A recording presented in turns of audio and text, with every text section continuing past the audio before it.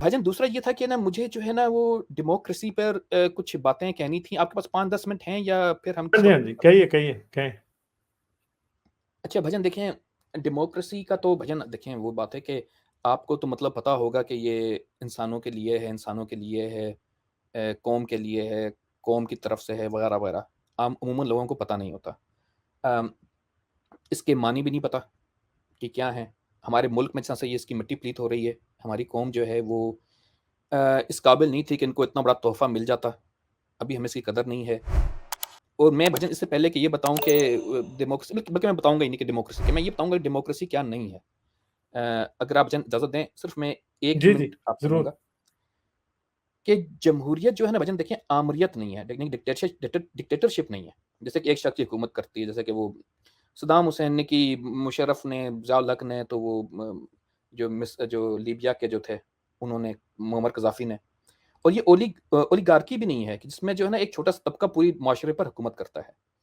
बल्कि ये जो है ना उसके अलावा ये मैं कहूँगा ये अक्सरियत की हुक्मरानी हम जो एक गलतफ़हमी है हमारी कि अक्सरियत की हुक्मरानी है, ये वो भी नहीं है। उसे कहते हैं मैजॉरिटेरियनिज़्म और ये वो भी नहीं है। मेजॉरिटेरियनिज़्म। क्योंकि वो भजन वो भी जो है वो क्या होता है वो अक़लियतों के मफ़ाद को बिल्कुल एक तरफ नज़रअंदाज़ कर देते हैं। तो ये जो जमहूरियत जो है ये है तमाम लोगों की तरफ से उनकी मर्ज़ी के मुताबिक हुकूमत होनी चाहिए।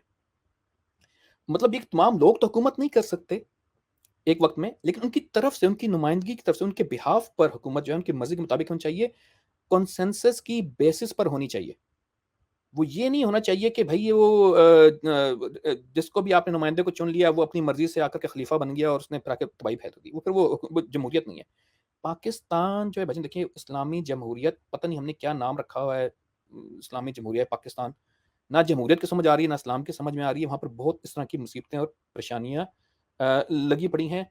इन लोगों को जमहूरियत का मतलब भी नहीं पता सही तरीके से। आप जाकर के पार्लिमानी निज़ाम में जाके किसी पार्लियामेंट में जाकर के आप किसी एक बंदे से पूछें, किसी को एक कम से कम मतलब पता होता हो, इसकी तारीफ़ पता होती हो और उनको ये पता हो कि ये क्यों होनी चाहिए, क्यों नहीं होनी चाहिए, पाकिस्तान में क्यों है, क्यों नहीं है, इस्लामिक और किसके अल्टरनेटिव्स क्या हैं, किसी को ये नहीं पता शरीयत में हुकूमत चलाने का क्या निज़ाम है और इसके अलावा क्या मुतबादिल तरीक़ेकार से कोई भजन कोई इस चीज़ को समझता नहीं है।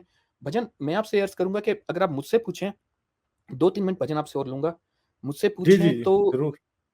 जी, कि वो जो निज़ाम जो कि पाकिस्तान में चल रहा है, मैं कोई आज से 15-20 साल से रो-पिट रहा था अपने दोस्तों के सामने। अभी आजकल जो हालात बने हैं पाकिस्तान में, इसी वजह से मैंने ये सियासत की खबरें और ये सब कुछ सुनना छोड़ दिया था कि वो जो है ना भजन देखें उसमें जो जो आपके जो बुनियादी मकसद है जमहूरियत का फ़ौत हो जाता है हमारे मुल्क में। अगर आप जो हैं वो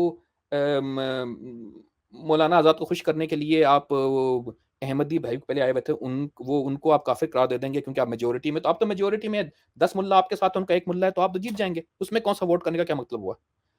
और उसी तरह से आप जो हैं वो अपना ब्लास्फेमी का लॉ है, वो आप नहीं निकाल सकते अपने मुल्क में से क्योंकि या अपोस्टेसी का जो है वो आप नहीं निकाल सकते क्यों? क्योंकि वो सब लोग सपोर्ट कर रहे हैं। सब लोगों को अकल नहीं है एक चीज़ की, कोई समझ नहीं है, तो वो तो वचन आप कभी भी नहीं निकाल पाएँगे। वही बात आ जाती है कि वही फिर मेजॉरिटेरियनिज़्म बन जाती है वो सारी। तो वहाँ पर ये जो जमहूरियत का पौधा देखिए पूरी दुनिया में भजन वेस्ट में, अमेरिका में, हर जगह पर ये लोग कामयाब हैं और ये आज से 2500 साल पहले यूनान में चला था, वहाँ से कामयाब है। हमारे यहाँ क्यों नहीं हमारी कौम में वो हमारी फितरत में ही नहीं है, ना ये पाकिस्तान में ना इंडिया में। इंडिया में चलो उन्होंने सेकुलर अपने आप को डिक्लेयर कर लिया तो बच गए। हमारे यहाँ वो भी नहीं है मामला, तो हम दोनों तरफ से हमें मार पड़ रही है। मेरे अपने ज़हन में भजन एक नुकता था वो मैं ब म मुझे ज़्यादा टाइम नहीं लेना आपका, बस मैं 1-2 मिनट में इसको कंक्लूड करूँगा कि मेरे ज़हन में जो था वो ये था वो मुझे आई डोंट नो कि हम वो कैसे इसको एनफोर्स कर सकते हैं। एक तो तरीक़ाकार ये है कि हाँ, वो बल्कि उसमें मुझे भजन आपकी राय चाहिए। उस पर हम मेरा अपना प्लान था एक सत्संग पे एक सेशन भी रखने का, मैं आपसे ड्राई रन ही कर रहा हूँ कि क्या करें हम कि भई ये जो है ये निज़ाम इस तरह से बदले कि लोगों की इन्वॉल्वमेंट ज़्यादा से ज़्यादा हो। ये देखिए अगर आप ये 250-300 लोग जो हमारे मुल्क में आकर के हुक्मरानी करते हैं, उनका इलेक्शन का खर्चा, उनकी कैम्पेनें, उनकी लड़ाई मार-कुटाई, ये पार्टी बेस्ड पार्टियाँ बन जाती हैं। पार्टियाँ इनकी ऐसी हैं कि हर पार्टी के अंदर लोटे भरे हुए हैं। जिस पार्टी को देखें वो वहाँ दूसरी पार्टी से निकल इसमें आया वैसे तो वो नहीं, नहीं, बात कुछ वहाँ से लोटे निकल खाली भी हैं, सारे भरे ही नहीं हुए, कुछ खाली भी हाँ जी, कुछ कुछ लोटे भरे कुछ हैं दमालों एग्ज़ैक्टली। से खाली हैं, कुछ ज़मीरों से खाली हैं, कुछ और चीज़ों से खाली हैं, लोटे कुछ भरे हाँ हुए जी। हैं, कुछ खाली हैं। हाँ ये जी। चक्कर है। तो भाईजान एक चीज़ बस मुझे आपसे पूछनी थी कि क्या ऐसा कोई निज़ाम मुमकिन है? वो मुमकिन तो ख़ैर बहुत ही मुश्किल है उसका चांस, जो मैं बात कर रहा हूँ बहुत ही थ्योरेटिकल बात है, बहुत ऑप्टिमिस्टिकली मैं बात कर रहा हूँ, रियलिस्टिकली वाक़ई नहीं है। क्या ऐसा मुमकिन है कि आप ये देखें कि हमारे जो पाकिस्तान के अंदर जो वज़ारतें हैं, वो कोई जो मेन वज़ारतें हैं, 12-13 हैं, ठीक है? जो जो जिनका हमसे कोई ताल्लुक है, उन वज़ारतों पे बजाए इसके कि हम ये पार्टी बेस्ड इलेक्शन करवाएँ और वो निज़ाम जमहूरियत लेकर के आएँ, जो भी हमारा सिस्टम है, उसकी बजाय हम डायरेक्ट लोगों से, इंसानों से पूछें कि यार तुम अपने नुमाइंदे नॉमिनेट करो फॉर लेट्स से, एक फ़ील्ड है साइंस एंड टेक्नोलॉजी की, दूसरी है मज़ाहिब की, तीसरी है इंटीरियर मिनिस्ट्री है, फॉरेन मिनिस्ट्री है, डिफेंस मिनिस्ट्री है, वगैरह-वगैरह।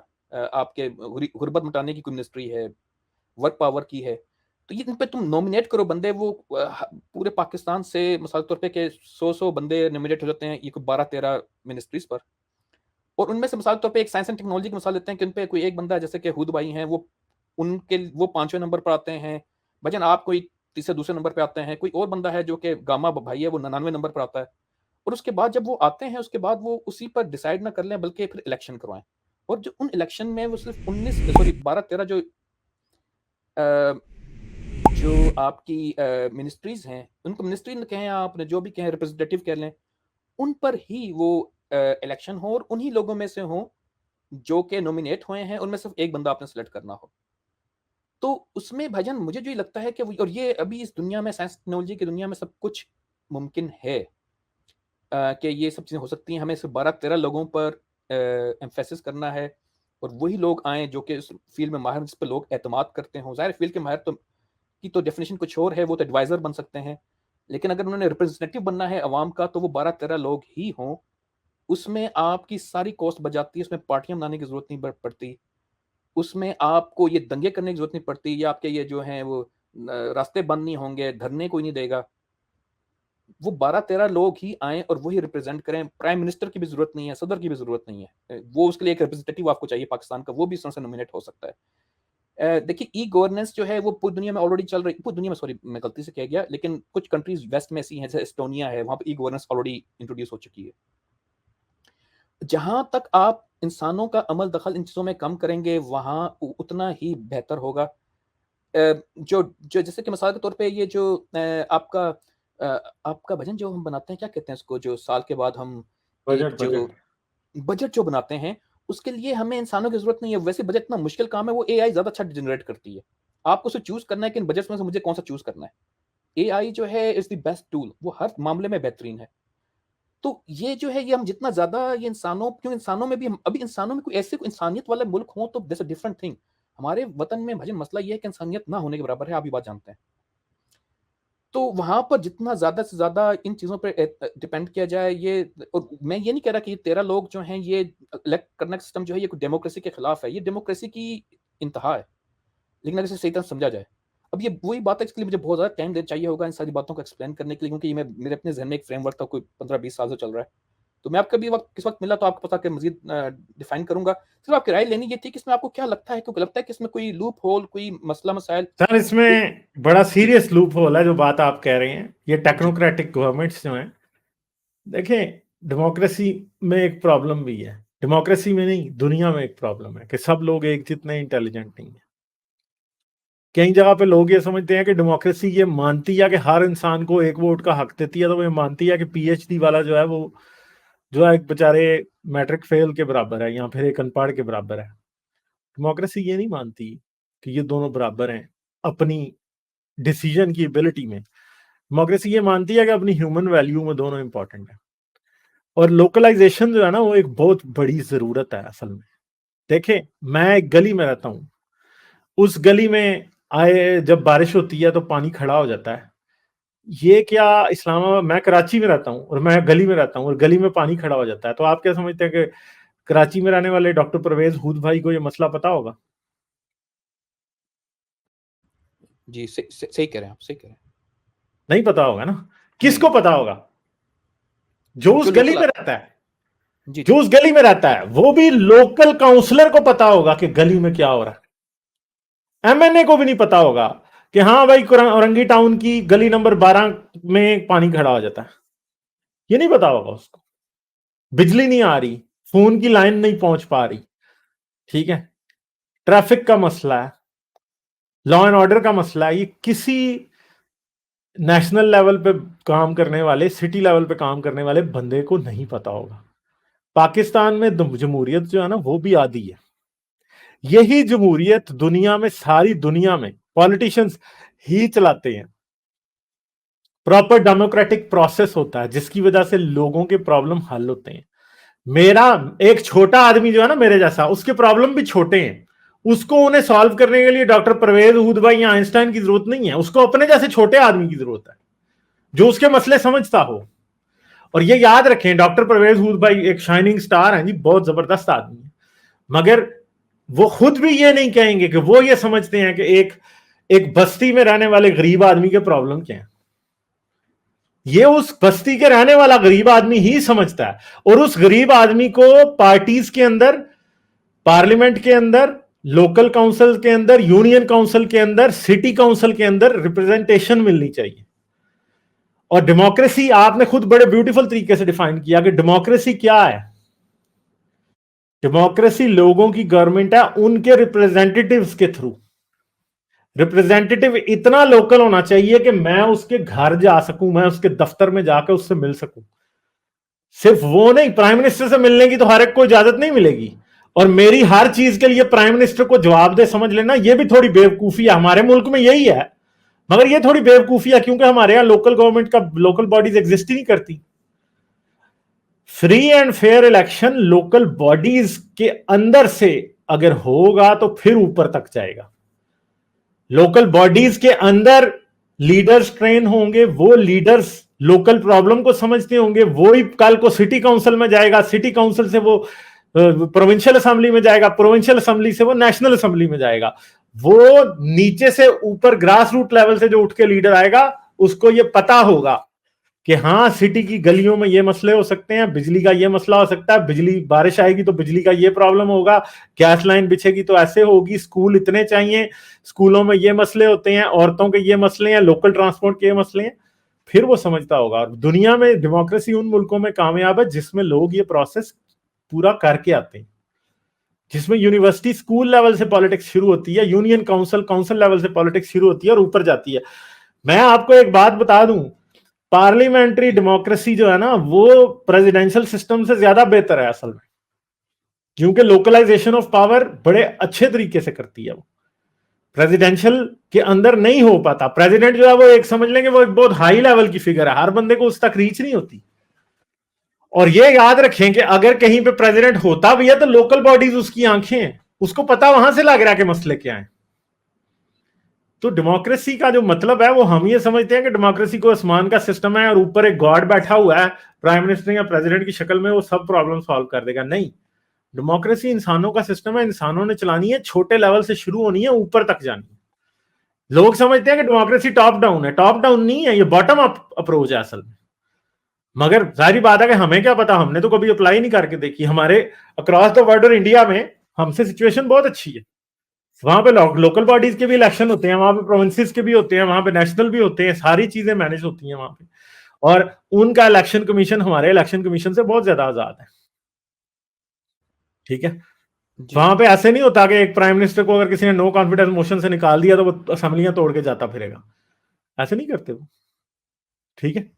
चलने देते हैं चीजों को, डेमोक्रेटिक पावर प्रोसेस को चलने देते हैं। तो पाकिस्तान एक बहुत ही, मैंने शुरू में कहा था कि पाकिस्तान जहन्नम है असल में। इसलिए जहन्नम है कि ये लोग ही जहन्नमी हैं सारे। इन्होंने जहन्नम हाँ, दुनिया में बनाई है। ये समझते हैं कि इनको अजाब आगे मिलेगा जाके, ये समझते हैं कि जो अजाब हम दे रहे हैं एक दूसरे को, आगे जाके हमें उसके बदले मिलेंगे। आगे नहीं मिलेंगे, इधर ही मिल रहे हैं। पाकिस्तान ऑलरेडी जहन्नम है, दोजख है। तो अब क्या करें, जी समझे मेरी बिल्कुल। बात? भाईजान देखिए, मैं एग्री करता हूँ आपकी सारी बातों से, और ये जो आपने जो मुझे अभी आखिर में अपनी बातें कही हैं, इसी वजह से मैं सोचा था कि ये गालिब भाई से जाके ये बातें डिस्कस करूंगा, क्योंकि अमूमन मैं लोगों से करता हूँ, वो भी इस तरह की बातें कहते हैं, लेकिन आपने बहुत अच्छे तरीके से समझाया है। ये वाकई ये एक इशू बन सकता है।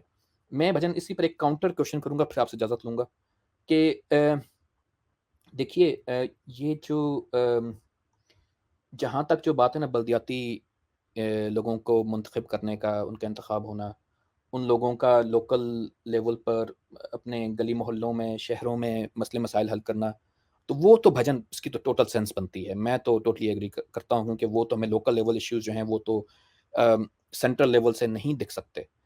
और वो सही है, वहाँ पर जहाँ तक जितना उन्होंने आगे जाना है वो जाएँ, बिल्कुल जो कुछ करना है करें। मुझे जो मसला है वो ये है कि ये जो सेंट्रल लेवल पर ये जो आपकी जो पार्टीज़ का जो सिस्टम है, और ये पार्टीज़ आपको पता है स्पेशली पाकिस्तान के अंदर किस किस्म की हैं, इंडिया में भी ऑलमोस्ट ऐसी ही हैं कि वो डायनेस्टी बेस्ड हैं।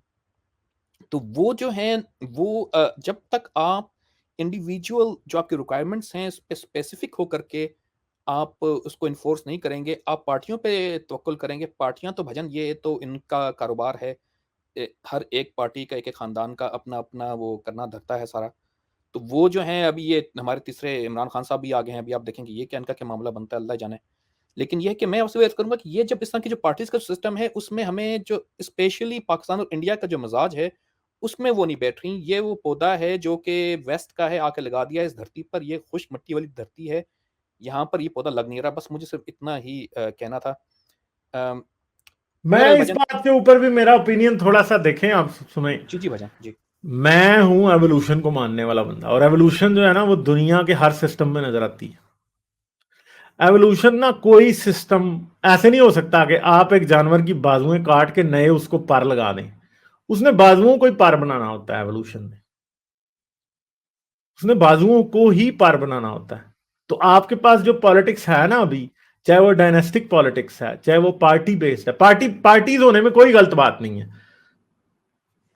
पार्टीज लोगों को डेमोक्रेसी के लिए ट्रेन करती हैं। पूरी दुनिया में पार्टियों के अपने इलेक्शन होते हैं इंटरनल। लोग पहले पार्टीज के अंदर कंपीट करते हैं, पॉलिटिक्स सीखते हैं, फिर वो नेशनल लेवल पे आते हैं।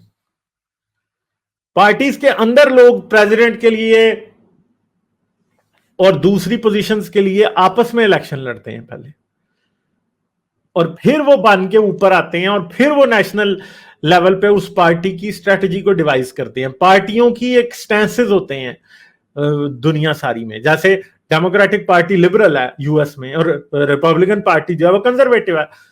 तो वहां पे पार्टी भी इसलिए पार्टी होती है कि उसकी एक खास लाइन होती है जिससे लोग जो है वो क्या करते हैं, वो इडहेयर करते हैं, उससे जुड़े होते हैं, इसलिए वो उस पार्टी के साथ जुड़े होते हैं। इसलिए नहीं जुड़े होते हमारे यहां जिस तरह मफाद के लिए लोग जुड़े होते हैं। और मैं समझता हूं कि हमारे यहां भी चीजें इंप्रूव हो सकती हैं। पाकिस्तान में डेमोक्रेसी को ना, मुझे इस बात पे अफसोस होता है जब पाकिस्तान में लोग डेमोक्रेसी को गाली देते हैं। क्यों? हमारे पास डेमोक्रेसी है जो हम डेमोक्रेसी को गाली देंगे? मुझे आप पाकिस्तान के पिछले 75 साल में से कोई एक साल बता दें जिस दिन आप कहें कि पाकिस्तान में कोई डेमोक्रेटिक गवर्नमेंट, एक दिन बता दें जिस दिन आप ये बता दें कि पाकिस्तान की डेमोक्रेटिक गवर्नमेंट पाकिस्तान में ट्रूली सॉवरन थी नहीं कभी भी।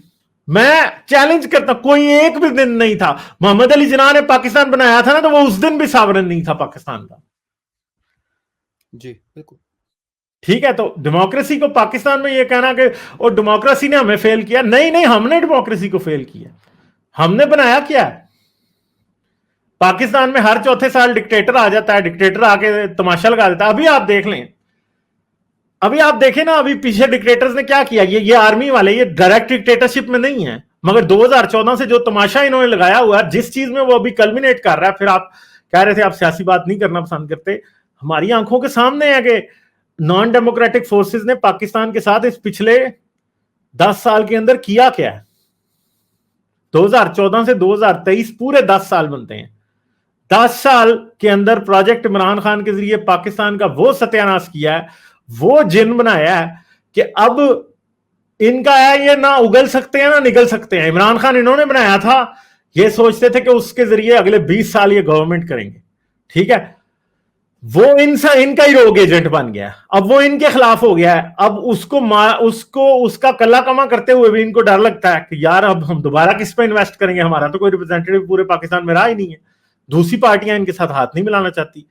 और अब वो जिन इतना बड़ा हो गया कि उससे इनको खुद डर लगने लग गया। अब इस टाइम पाकिस्तान में जो काम शुरू होने लगा है ना, बड़ा खतरनाक है। पाकिस्तान में मिलिट्री कोर्ट्स के जरिए पीटीआई के खिलाफ काम शुरू होगा। शुरू ये पीटीआई से होगा और बड़ी दुनिया तालियां बजाएगी। मुझे पीटीआई, मैं कहता हूं मुझे जहर लगती है पीटीआई और इमरान खान। मगर मिलिट्री कोर्ट्स वाला जो आइडिया है ना, वो पाकिस्तान में पीटीआई से बड़ा डिजास्टर होगा। कल को इन्होंने बलोचों को भी उधर ही खड़ा कर लेना है, इन्होंने इसी नून लीग को भी उधर खड़ा करना है जो है ना मिलिट्री कोर्ट्स के अंदर। ये किस किस को मिलिट्री कोर्ट्स में लेके जाएंगे हमें नहीं पता। ये क्या क्या जिन निकलेगा बोतल से। पहले इमरान खान का जिन निकला, 10 साल बाद हम सर पीट रहे हैं। आज अगर ये मिलिट्री कोर्ट्स का जिन निकालेंगे तो 10 साल बाद हम किस बात को पीट रहे होंगे मुझे नहीं पता कोई भी। तो मिलिट्री क्या करती है, नॉन डेमोक्रेटिक फोर्स हमेशा क्या करती है, हमेशा उससे बड़ा गंद डाल देती है जिसको वो समेटने के लिए गंद डालती है। पहले इनको नवाज शरीफ और जरदारी बहुत बड़ा मसला लग रहे थे, ठीक है, इन्होंने इमरान खान को अनलीश किया, वो ऐसा इन्होंने रैबिड, मैं कहता हूं प्रोपेगेंडा इन्होंने शुरू किया कि आज वो सत्यानाश बना है। अब ये मिलिट्री कोर्ट्स अगर शुरू करते हैं आज, भाई 10 साल बाद क्या बनेगा ये मैं और आप फिर उस वक्त रो रहे होंगे।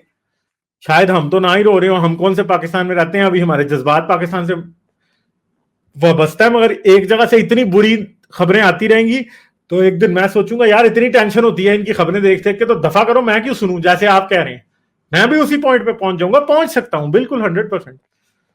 तो ये बात है कि हमें भी पाकिस्तान में फिर इंटरेस्ट लूज हो जाएगा, हम सोचेंगे यार ये तो बेहतर हो ही नहीं सकता, दफा मारो इसको।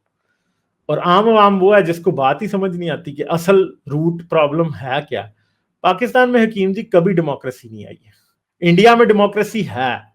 इंडिया में डेमोक्रेसी का मेन जो बात है वो क्या है कि वहां पे कभी कोई थर्ड फोर्स ने आके कंट्रोल करने की कोशिश नहीं की। वो इतना बड़ा मुल्क है कि उसे कंट्रोल किया भी नहीं जा सकता, वो इसलिए हमसे बेहतर है। बांग्लादेश देख लें आप दूसरे और बाकी मुल्क देख रहे हैं इसी हमारे रीजन के अंदर ही डेमोक्रेसी के साथ बड़े खुशबाश चल रहे हैं, सब कुछ ठीक चल रहा है, कोई मसला नहीं।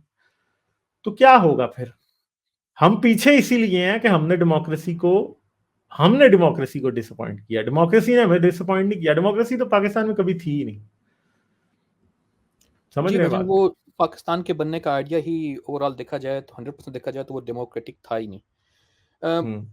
भजन वो बस अल्लाह खैर करे, बस 10-15 साल में क्या होता है देखें। खबरें सुनना तो मैं तो आपको यही कहूँगा कि अगर आप चाहते हैं ज़िंदगी का सुकून और आप डिप्रेस नहीं होना चाहते, मेरी क्या वजह है, इतनी हज़ार मुसीबतें मेरे हर वक्त पड़ी रहती हैं, मैं डील कर लेता हूँ, खबरें नहीं सुनता, एक चीज़ काम करता हूँ, मैं भरपूर चल रहा हूँ। भजन में एक कॉल है, एक बाजी हैं Susan George, president of ATTAC, उनका मैं आपको कॉल बताऊंगा डेमोक्रेसी के मुताबिक और उसके बाद मैं आपसे इजाजत लूंगा।